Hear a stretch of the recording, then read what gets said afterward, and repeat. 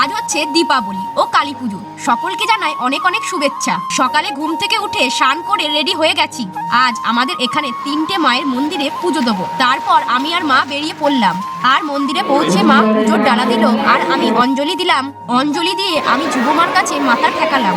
তারপর আমরা বেরিয়ে এলাম। দেখো যুবমার কাছে কত সুন্দর সাজিয়েছে।